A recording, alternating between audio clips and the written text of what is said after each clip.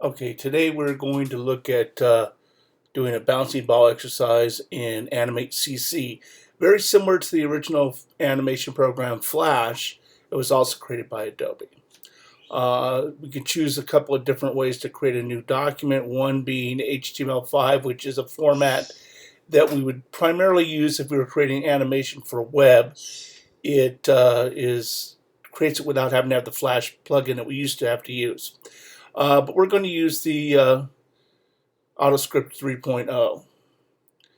So see our stage right here. We have in the center panel, and then we can change our format of how our panels look by choosing either classic or one of the other options, but we're going to use essential today. So you see with the center we have our stage, we have our tools down the side, and then we have our properties and library in the center. This is our timeline down here, which is where we control all of our animation action. You see these numbers are all the frames, and generally animation is 24 frames per second, so that's how we can measure that. I said earlier, we have our stage that we can adjust in our properties. You can see that I'm going to change this to width and height size, and you see the double arrow. You can stretch it and adjust it that way, or you can just click and type in the value that you want your screen to be. So for this particular project, I'm going to kind of go with the 16:9 ratio, which is your traditional widescreen that we see on most monitors and television sets and screens in general. So I'm going to divide that in half and make it 8:450 instead of 16:9. So it's still the same ratio. And I can change the other properties like the color of my stage if I want it to be a different color, or in this case I'm going to make it into the bright white. And then we're ready to go.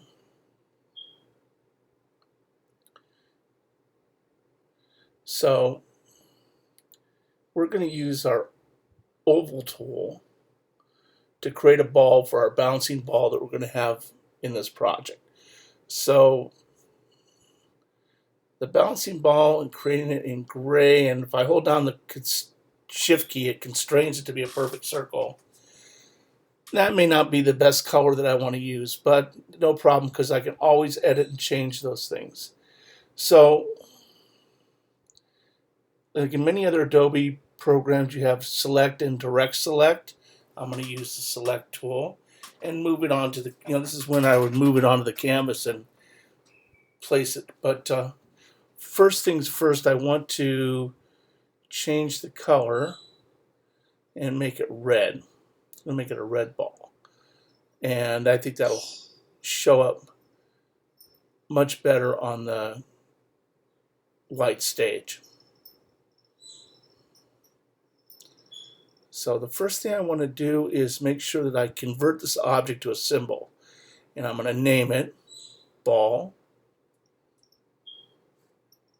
And the reason I want to convert it to a symbol because it lets me have a choice between movie clip, button, or graphic. And I want to make it into a movie clip. And also you can see the rotation point and the registration mark is set in the center. So if we were doing an interactive button, we would choose the button option. And that would open up other controls that we would have for HTML5, let's say, for web purposes or for interactive game purposes. So I'm going to name it ball, and I've got that named. It's a movie clip, and it gives me the information of the size and other parameters in the properties. So the next thing I want to do is looking down on frame 1. There it is. That's where it exists in the timeline. I want to move it across further in the timeline. So what I need to do is create a motion tween. When I'll do that, you'll see that it's extended out these frames as a default 24 frames to 1 second, and that is the kind of where I can move this object. Now watch what happens when I move it over onto the screen, because we're going to start off screen, and I get this path, and that's kind of an interesting path. I want it to have a little bit of a curve to it, the way that a ball would have an arc to the bounce. So I'm going to get close. You'll see the arc appears underneath the arrow, and I can pull up and create an arc. I can go in and edit those individual points, but that's a nice smooth arc that's there that'll let me have that as a beginning point for the animation. So I want to continue on to our next section. Okay, so I'm going to insert. Here's what we would insert frames for different properties: position, scale, skew, or rotation, or all. So in this case, we're going to put all in. And that's not exactly what I wanted to do. Hold on a second. Let's undo that. And I want to extend this out. Or let's see. Put that first frame down to 24. And then at about 50, we're going to insert a frame. A keyframe. No, that's, excuse me. We want to insert a frame is what we want to do. So let's undo that. And undoing is the Control Z, or on the PC size commands. So we want to get that. Here's our second position. We're adjusting the arc. And we'll create another frame. Insert.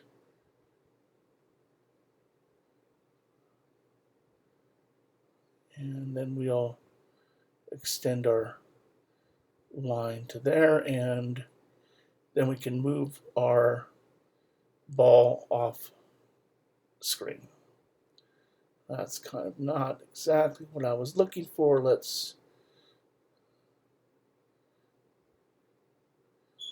You can always put the space bar down and get the hand to move the stage back in as you're moving and working and zooming in and out to get to where you want to go. So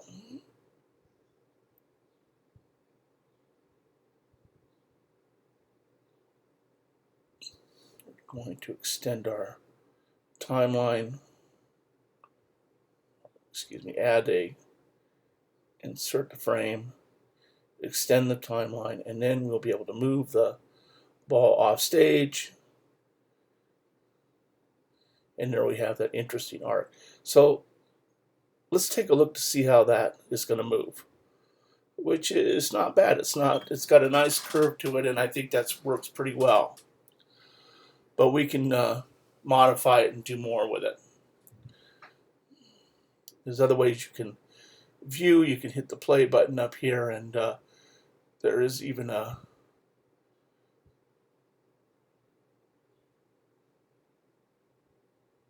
test button that's down here, but we'll show you that a little later.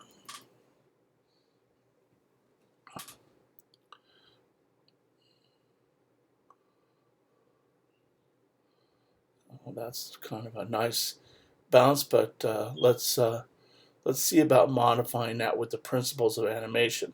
So when something is going to hit the ground, a ball, there's going to be what we call squash, and you hear the term stretch and squash in animation. So you see the little dot that's on the timeline, and that's where it's making contact with our plane that we have, and that's where we can modify the object. So looking up, I remember that I named that ball, and I don't want to make sure that I'm selecting the proper thing, and I grab the freeform control, and I can squash it a little bit. So you'll see it starts out round, and as it goes and gravity hits, it squashes. Now, I'm going to get it a little bit up a little bit because I don't want it to quite squash as soon as more when it hits. I want it to squash.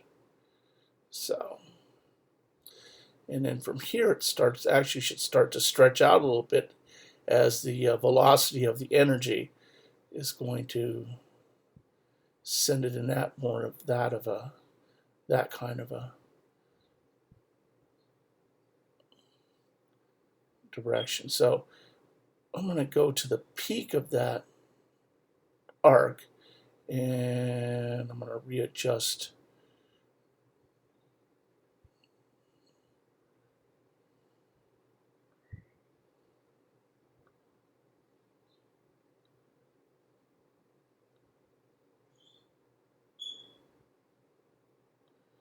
let's see,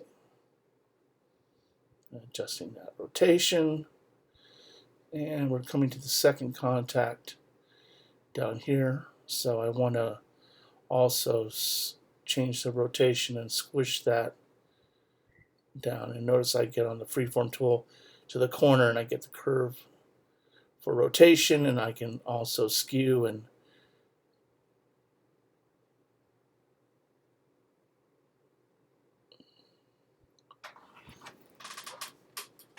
adjust how the ball is going to behave.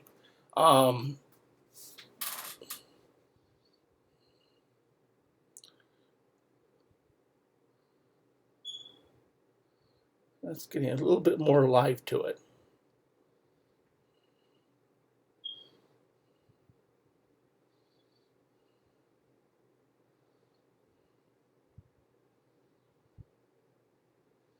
Okay. So the next thing I want to do is I'm going to use the shift key and constraint. I'm going to scale this down. And the reason I'm going to scale it down the last frame is because over time it's going to get smaller. And that what I want to do is I want it to appear to be moving backwards away from us and get a little bit smaller. So let's play this and see what happens.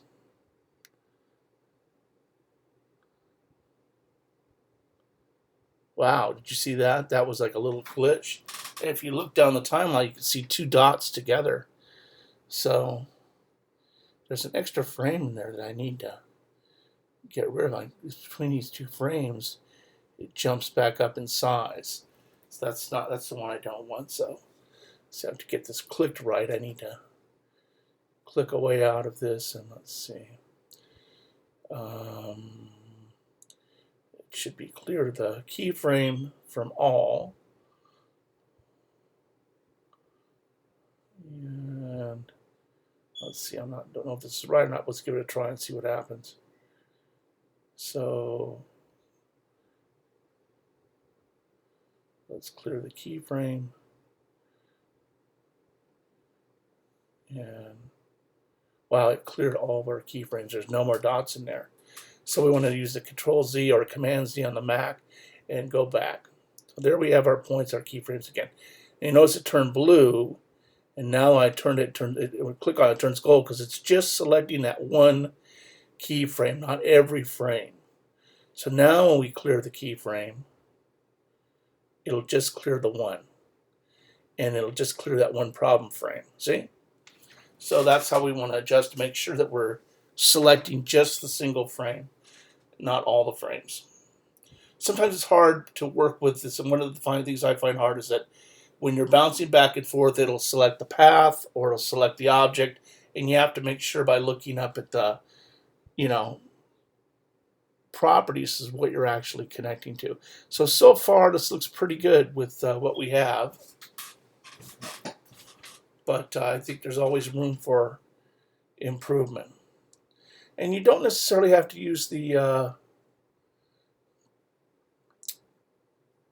sphere that you create in Animate. You can import other elements. You could create, let's say you create a tennis ball that you want to have it bouncing with a tennis court background. You can do that. And maybe it's going to be a promotional for a local tennis event. And you can have this little animation that you can put up on a website, or just, it could be any kind of interactive. It could go on video or anything else for that matter. So I think that what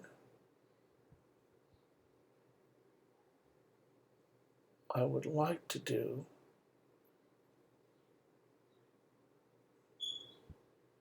is, let's see.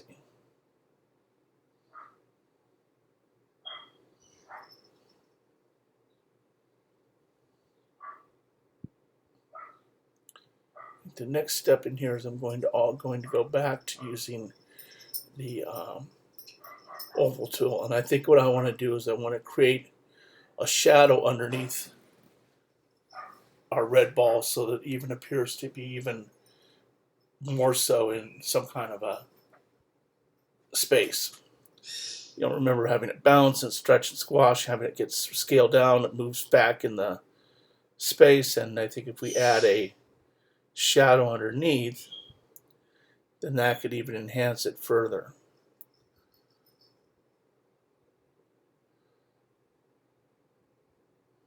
So I think the first thing I want to do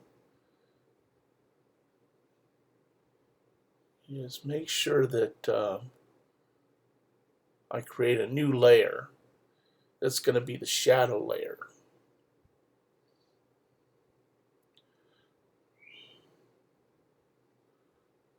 So let's go down and yeah, that's what we need to do, is put a shadow underneath there. So I want to create a new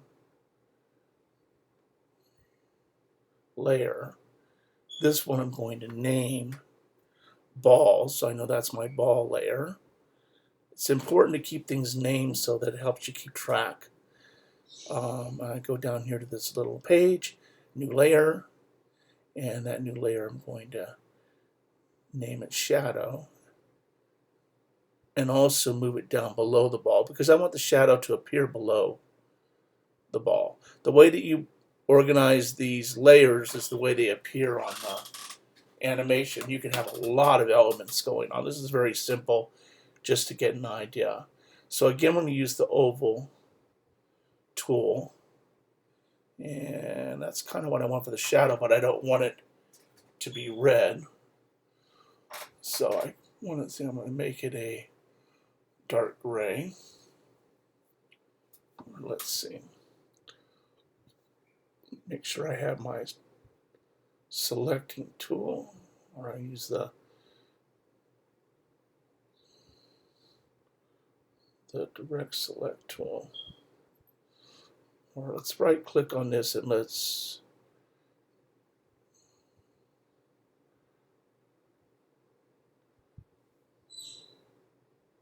make sure we have it selected. I'm thinking in properties, I'm not seeing it.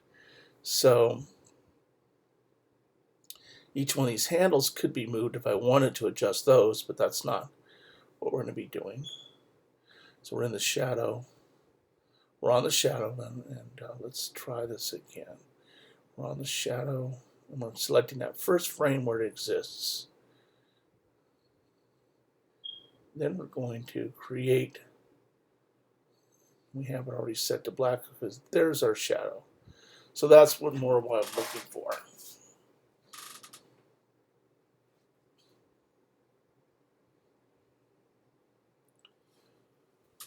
So again, I'm going to right click and convert this to a symbol. That's going to be the shadow symbol. Can also be a movie clip and registrations in the center, or the rotation point. Sometimes if you're creating an arm, you may want to put the rotation point on one side so that the arm bends at the shoulder instead of in the center. So there's a reason for being able to adjust that rotation point. For the shadows and circles, we're just doing it in the center, so that'll work. So we've named it, and you can see it also by naming it and making it a symbol. It's in the library, so we can actually call in these images and these symbols and repeat them. Say we want to have 20 balls bouncing around, we can do that.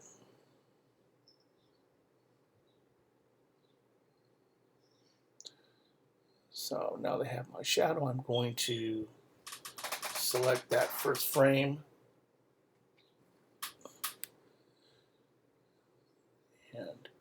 create a motion tween.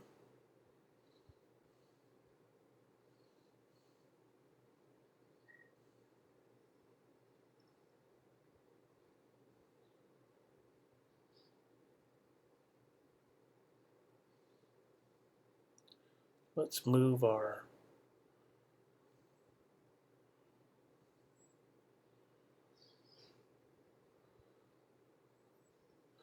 ball to the point where it's going to be contacting.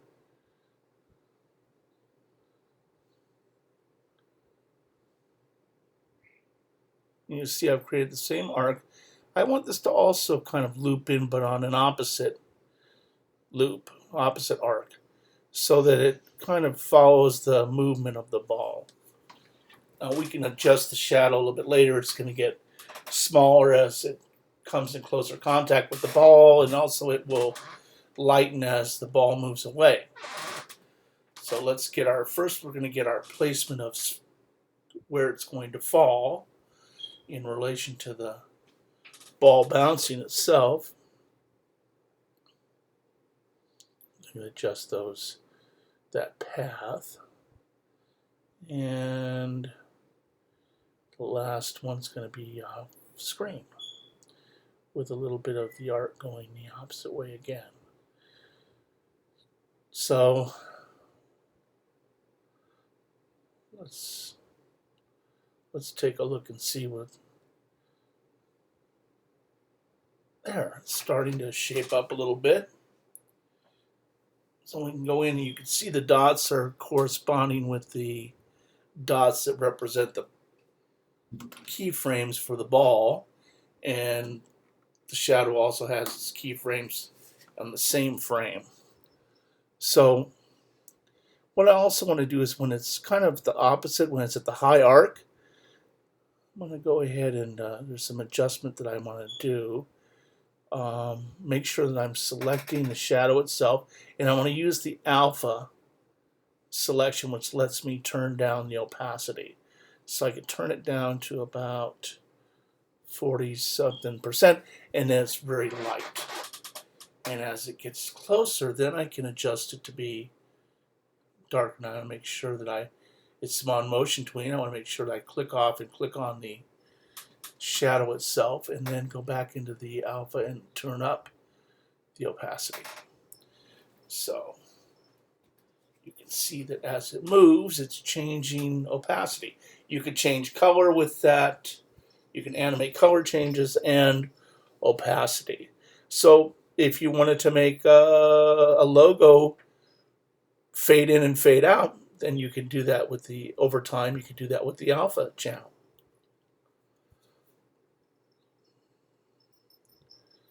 So we're gonna click off, make sure we click on again, so it's on shadow, and turn that back up.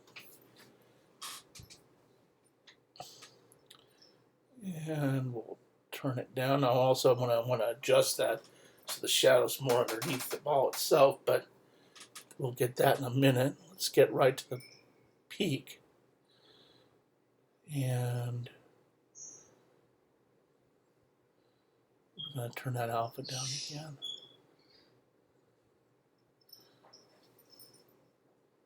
Okay.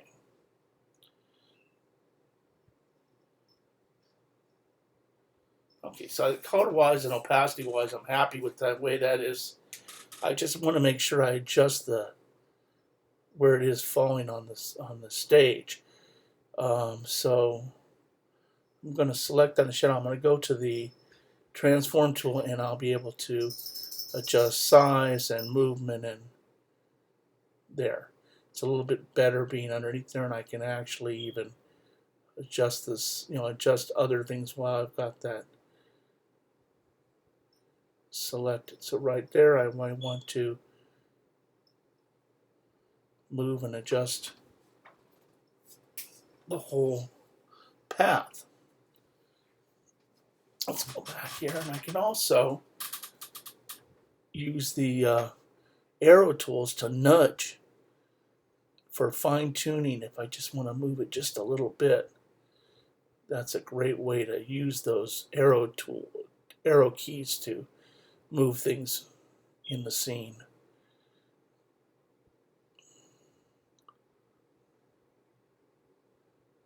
nudge that a little bit more.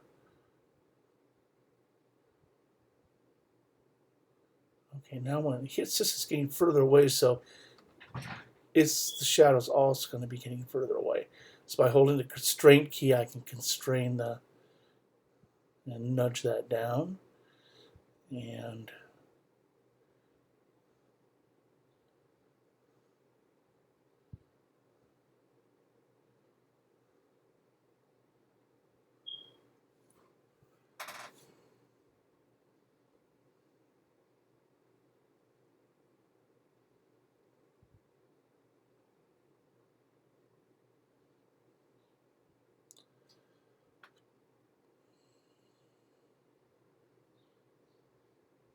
let's see what that looks like now. Playing it.